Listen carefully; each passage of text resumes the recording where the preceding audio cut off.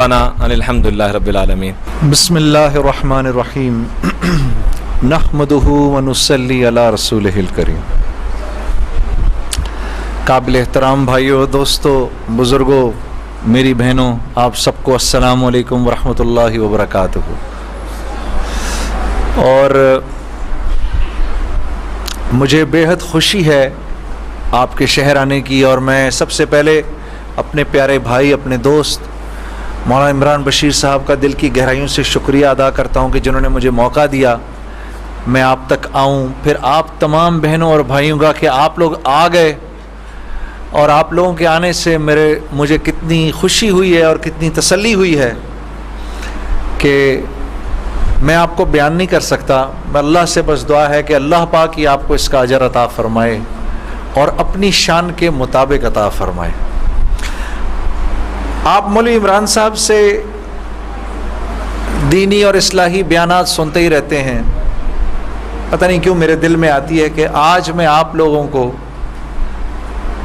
अपनी कारगुजारी सुनाऊं कि अल्लाह ने मौसीकी से इस तरफ लाने का जो मेरा इंतज़ाम किया वो कैसे किया। आए आज आपको मैं ये सुनाता हूँ। आप यकीन करेंगे कि यही दिन थे, बिल्कुल जुलाई की शदीद गर्मियां थी। पंजाब में तो जुलाई में थोड़ा मौसम थोड़ा सा कदरे बेहतर हो जाता है। कराची में जुलाई में हब्स बढ़ जाता है और बहुत बढ़ जाता है।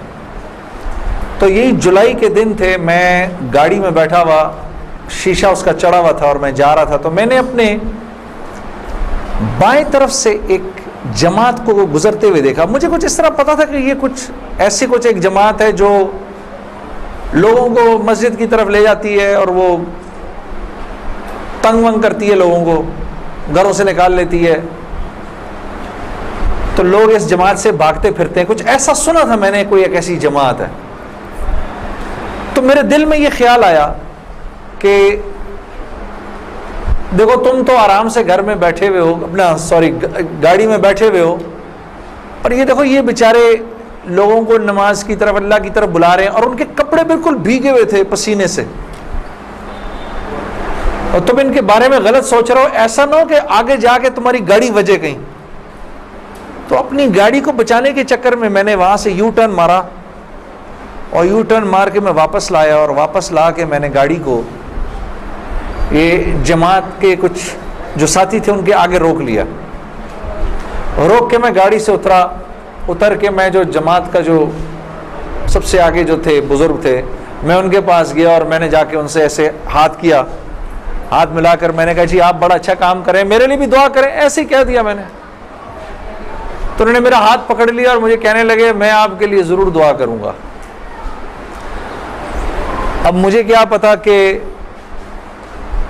गश्त पर निकला हुआ हो कोई, और वो गश्त पर निकला हुआ आदमी दुआ करे, ये कैसे हो सकता है अल्लाह कबूल ना करे। हो सकता है उस अल्लाह के वली ने मेरे लिए दुआ कर दी हो। अब आप लोग अल्लाह का निज़ाम देखें मेरी बहनों और मेरे भाइयों, बहुत अजीब बात है। उस जमात में एक जो लड़के थे उनमें से एक ने अपनी मस्जिद में जाकर बताया, तुम्हें पता है आज हमें रोका किसने?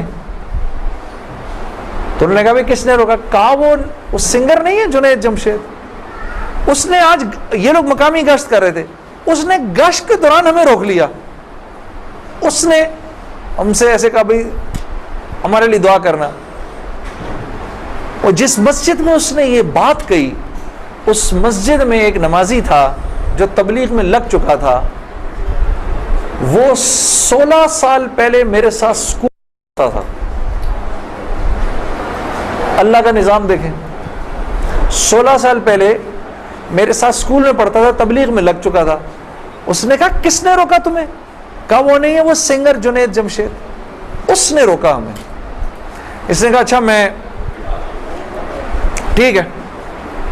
अब मेरे इस दोस्त ने मुझे ढूंढना शुरू किया। हाँ बच्चों, आप लोग आगे आ जाओ, इधर कालीन पर आ जाओ, इधर आ जाओ, इधर आ जाओ, आओ मेरे भाई आगे आ जाओ, इधर कालीन पर बैठ जाओ। मेरे लिए तो ये काफ़ी है, ये कालीन तुम्हारा ही है, बैठो इधर आके बैठ जाओ। लेकिन बात नहीं करनी और ये नहीं करना। आपने अंकल की बात सुननी है, ठीक है, ये नहीं करना, ये नहीं करो थोड़ी देर के लिए, क्योंकि अगर ये करते रहोगे फिर बेटा समझ ही नहीं आएगी हमने क्या बात की। ठीक है, 2 मिनट के लिए शैतानी हथकंडे से जान छुड़ा लो। हाँ, अच्छा, तो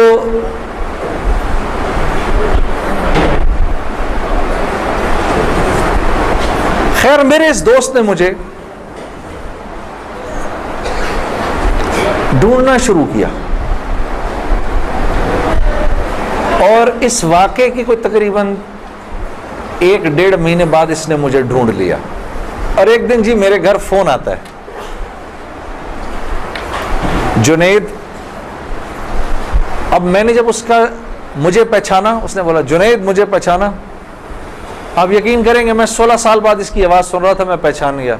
मैंने कहा जुनैद बोल रहे हो? हंसने लगा, तू मुझे पहचान गया? मैंने कहा मैं बिल्कुल पहचान गया, तो इतना तू शरारती लड़का था तू क्लास के अंदर। और मैंने कहा क्योंकि हम दोनों के नाम एक थे तो तेरे चक्कर में मैं भी बदनाम रहता था। हंसने लगा, यार कमाल है तूने मुझे पहचान लिया। मैंने कहा हाँ मैंने पहचान लिया, मैंने तेरे से मिलना है। मैंने कहा क्यों?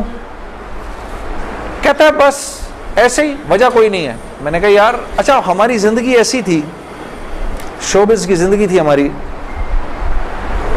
कि हमारा दिल मिलने को नहीं करता था किसी से। यानी हमने मैनेजर रखे होते थे जो हमें सिर्फ लोगों से दूर रखते थे। उनका काम था लोगों से बात करना, लोगों से डील करना, हम तक कोई ना पहुंचे बस। यहां तक कि आप हैरान होंगे अगर मैं आपको बताऊं, ये बड़ी एक अफसोसनाक बात है कि हमारे अपने घर वालों का हमारी जिंदगी में रोल कम होता था, इन मैनेजर्स का रोल ज्यादा होता था। आपने घर कब जाना है, बच्चों से कब मिलना है, ये तक इन मैनेजरों के हाथ में होता था। तो अब कोई मुझे फोन करे कि मैंने तुमसे मिलना है, ये थोड़ी कि मैं फौरन मिल लूंगा इससे। अब पता नहीं अल्लाह जाने इसने क्यों मिलना है, मेरा वक्त जाया करेगा क्या है। तो मैंने जुनैद गनी से कहा कि यार बगैर वजह के क्या क्यों मिलना है तुमने, बस ऐसे ही। मैंने कहा इंशाअल्लाह देखो फिर चलो अल्लाह ने कभी मौका दिया तो मिलेंगे। कड़क मैंने फोन बंद कर दिया, हमें तो आदत थी फोन बंद करने की। अगले दिन फिर फोन आ गया उसका। मैंने बोला क्या काम है? काम कोई नहीं, मिलना है। क्यों? यार कोई वजह नहीं, मिल लेते हैं। मैंने कहा यार वक्त नहीं है, फोन पे बात कर लो। नहीं फोन पे काम कोई नहीं है। कड़क फोन पर, एक दफा हुआ, 2 दफा, अब उसका मैं हेलो सुनता था, फोन बंद कर देता था। ये सिलसिला 1-2 महीने तक चलता रहा, यहां तक कि जुनैद गनी को मेरे घर के नौकरों के नाम याद हो गए, फोन उठाने वालों के नाम याद हो गए, सब कुछ याद हो गया। उसको सब पता होता था मैं कब पाकिस्तान में हूं, कब नहीं हूं, कब कहां हूं।